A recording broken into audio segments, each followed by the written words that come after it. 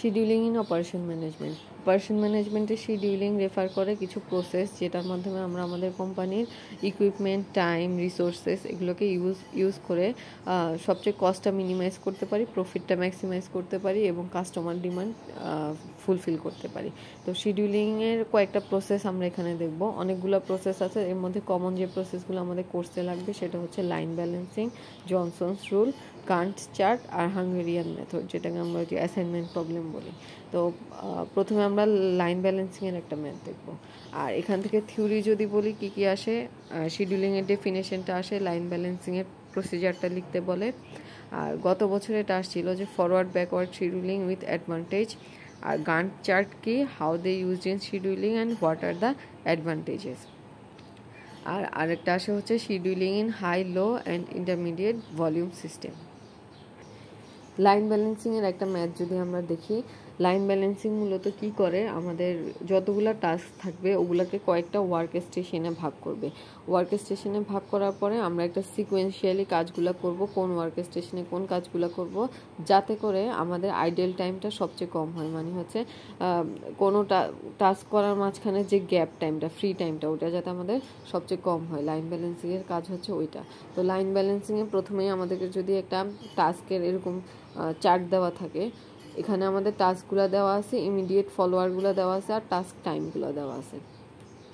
তো প্রথমে আমাদের কাজ হয় একটা প্রিসিডেন্স ডায়াগ্রাম তৈরি করা। প্রিসিডেন্স ডায়াগ্রাম মানে কি, সেটা হচ্ছে আমাদের কোন কাজটার পরে কোন কাজটা হচ্ছে এটাকে একটা ডায়াগ্রামের মাধ্যমে শো করা। তো আমরা যদি এখানে প্রথমটা দেখি যে এখানে আমাদের এই কাজটা ইমিডিয়েট ফলোয়ার হচ্ছে বি, তার মানে প্রথমে আমাদের এই কাজটা হচ্ছে, এই কাজটার ইমিডিয়েট ফলোয়ার হচ্ছে বি। এরপরে বি কাজটার ইমিডিয়েট ফলোয়ার হচ্ছে ই, তার মানে বি কাজটার পরে হচ্ছে ই কাজ। আচ্ছা, এরপরে সি আসলো, সি এর ইমিডিয়েট ফলোয়ার হচ্ছে ডি, তার মানে সি কাজটার ইমিডিয়েট ফলোয়ার হচ্ছে ডি। এরপরে ডি এর ইমিডিয়েট ফলোয়ার হচ্ছে এফ। এতটুকু আসলাম। এরপরে ই থেকে আবার এফ এ যাবে, এফ থেকে জিতে যাবে, জি থেকে এইচে যাবে, আর এইচ থেকে কাজটা আমাদের শেষ হবে। এখানে সি আর এ এই দুইটা কাজ হচ্ছে ইন্ডিপেন্ডেন্টলি হচ্ছে, এগুলো হওয়ার জন্য এগুলা কারো ইমিডিয়েট ফলোয়ার না, সেজন্য এই দুইটা কাজ হচ্ছে আমাদের এই যে মানে আলাদাভাবে শুরু হবে। তাহলে এটা হচ্ছে আমাদের প্রিসিডেন্স ডায়াগ্রাম। এই বরাবর হচ্ছে আমরা এবার টাস্ক টাইমগুলো অ্যাড করব। তো টাস্ক টাইম হচ্ছে A task time 0.2, task B এর 0.3, মানে হচ্ছে এ পাশে যেগুলো আছে ওই বরাবর টাইমগুলো আমরা আমাদের ডায়াগ্রামে লিখব। প্রিসিডেন্স ডায়াগ্রাম আঁকার পরে আমাদের 2 নম্বর কোশ্চেনটা হচ্ছে সাইকেল টাইম বের করা। তো সাইকেল টাইম বের করার জন্য আমরা দেখব যে আমাদের টোটাল টাইম কত হয়। এখানে যে 0.2, 3, 4, 8 এগুলো সব যোগ করলে আমাদের টোটাল টাইমটা হয় হচ্ছে 4.2 মিনিট। সাইকেল টাইমের ফর্মুলাটা হচ্ছে আমাদের operating time divided by demand. Operating টাইমটা হচ্ছে আমাদের বলে দেওয়া আছে 8 আওয়ার্স ওয়ার্ক ডে আর 400 ইউনিটস পার ডে, তার মানে ডিমান্ড হচ্ছে 400 আর অপারেটিং টাইম হচ্ছে 8 আওয়ার্স ওয়ার্ক ডে। তাহলে আমরা এটা মিনিটে করে নিব, 8 আওয়ার্সটাকে 8 × 60 ডিভাইডেড বাই 400। তাহলে এটা আমাদের ক্যালকুলেশন করলে আসলে 1.2 মিনিট। তার মানে হচ্ছে একটা সাইকেল 1.2 মিনিট পর্যন্ত চলবে। আচ্ছা, এরপরে 2 নম্বর কাজে আমাদের সাইকেল টাইম বের করতে বলছে। 3 নম্বর কোশ্চেনে আমাদেরকে বলছে minimum number of work station, মানে হচ্ছে আমরা কয়টা ওয়ার্ক স্টেশনে এই কাজগুলো শেষ করতে পারবো। তাহলে এর মিনিমামের একটা ফর্মুলা হচ্ছে আমাদের total time divided by cycle time, মানে যে এক একটা সাইকেল কতক্ষণ রান হবে আর আমাদের কাছে টাইম আছে টোটাল কত সেটা। তাহলে এটা কত হবে 4.2 ডিভাইডেড বাই 1.2, এটা আসে অ্যাপ্রক্সিমেটলি 3.5, যেটাকে আমরা লিখবো 3.5, যেটাকে আমরা বলবো 4 স্টেশন। তার মানে হচ্ছে আমাদের এই যে টোটাল একটা টাস্ক দেওয়া ছিল, এই টাস্কটা 4 স্টেশনের মধ্যে আমরা ভাগ করতে পারবো। প্রত্যেকটা স্টেশনের সাইকেল টাইম হচ্ছে 1.2। আচ্ছা, আর এই যে এন মিনিমামটা আমরা বের করলাম নাম্বার অফ ওয়ার্ক স্টেশন, এটা হচ্ছে analytical number of work station, মানে ম্যাথ করে আমি বের করছি। কিন্তু আমি যখন টাস্কগুলো অ্যাসাইন করতে যাব তখন আমার এই ওয়ার্ক স্টেশনের সংখ্যা বেশিও হইতে পারে, কমও হইতে পারে, এই জন্য আমরা এটাকে বলি অ্যানালিটিক্যাল ওয়ার্ক স্টেশন। এখন আমার কাজ হচ্ছে ওয়ার্ক স্টেশনগুলোতে আমাদের টাস্কগুলোকে ভাগ করে দেওয়া। তাহলে আমার ওয়ার্ক স্টেশন কয়টা? 4টা ওয়ার্ক স্টেশন আমি আমার কাজগুলোকে ভাগ করব। তাহলে 1 2 3 4। আর আমি জানি কি প্রত্যেকটা ওয়ার্ক স্টেশনে আমার কাছে টাইম আছে 1.2 মিনিট করে, যেটা আমার সাইকেল টাইম। তো প্রথমে আমাদের কাজকে এ আর সি হচ্ছে আমার আসতে পারে, প্রথমে শুরু হইতে পারে, কারণ এদের শুরু হওয়ার জন্য অন্য কোনো কাজ শেষ হওয়া লাগবে না। তাহলে এ আর সি শুরু হইতে পারে। আর প্রশ্নে আমাদেরকে বলে দিছে যে এটা কোন রুলটা ফলো করবে হচ্ছে ফলোয়ার, ম্যাক্সিমাম ফলোয়ার যা সে আগে অ্যাসাইন হবে, ম্যাক্সিমাম ফলোয়ার যা সে আগে অ্যাসাইন। তো ম্যাক্সিমাম ফলোয়ার কি?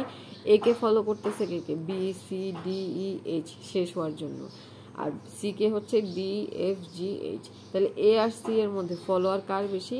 এর বেশি। তাহলে আমি প্রথমে আমার প্রথম ওয়ার্ক স্টেশনে এ কে অ্যাসাইন করব, এই কাজ করে ফেলতেছে। তাহলে এ শেষ হওয়ার জন্য 0.2 মিনিট লাগবে। তাহলে আমার টোটাল মিনিট থেকে 0.2 মিনিট মাইনাস হবে, তাহলে থাকবে আমাদের 1.0 মিনিট। তো আমার হাতে এখনো 1 মিনিট আছে। আর এলিজিবল ছিল কে? সিও ছিল ঢোকার মতো। তাহলে সি কে আমরা এখন ওয়ার্ক স্টেশন 1-এ কাজ করাবো, যেটা হচ্ছে 0.8 মিনিট।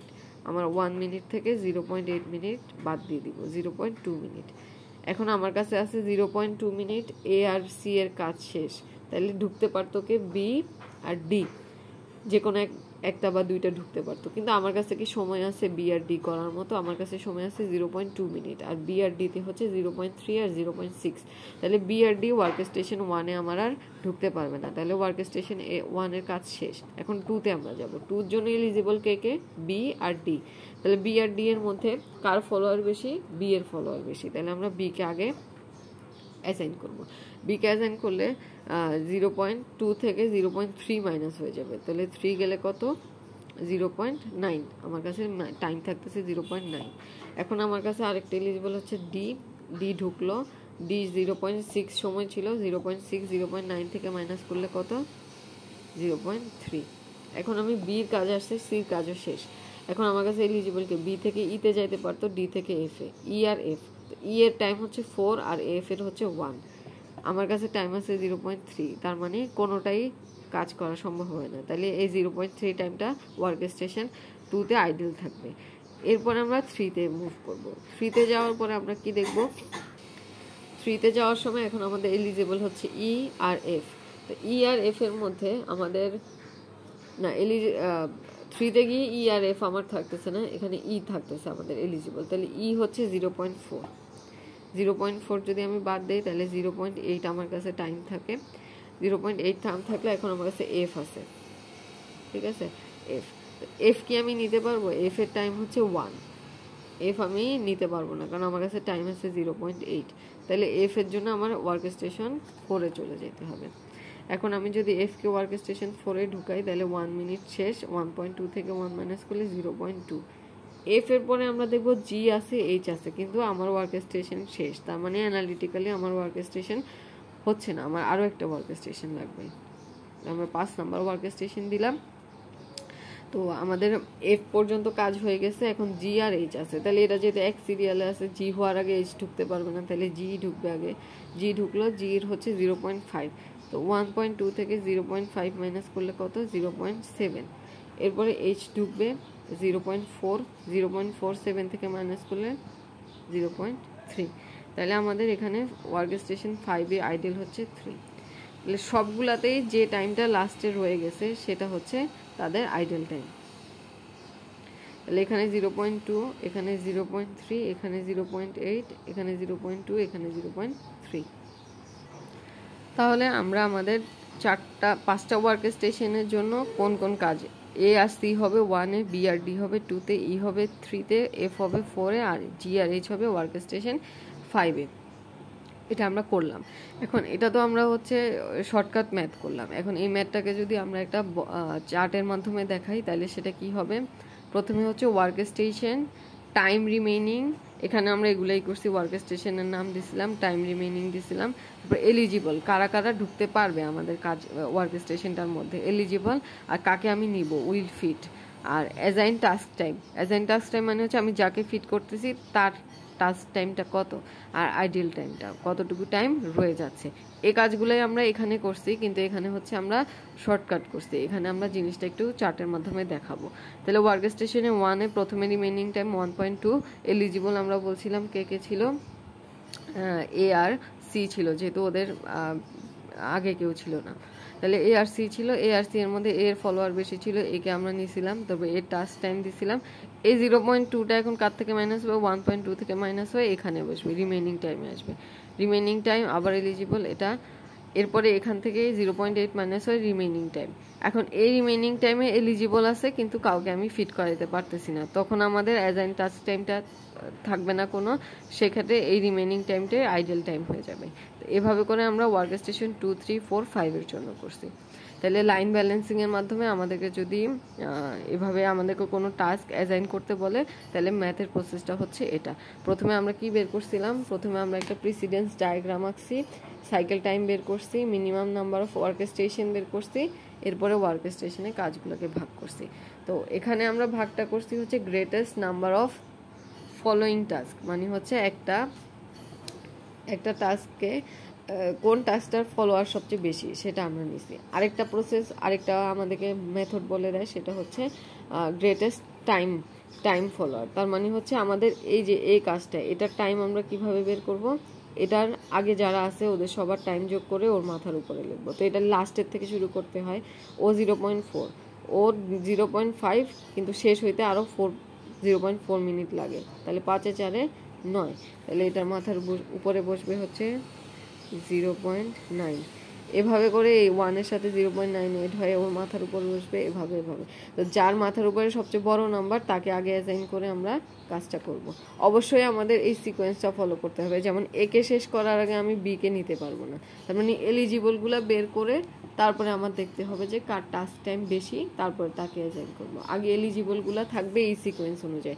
আমি তো আমার এ টাস্ক শেষ করার আগে ই টাস্ককে এলিজিবল বলতে পারবো না, তার মানে হচ্ছে শেষ করেই সামনের দিকে আগাইতে হবে। তাহলে এটা ছিল লাইন ব্যালেন্সিং এর একটা ম্যাথ।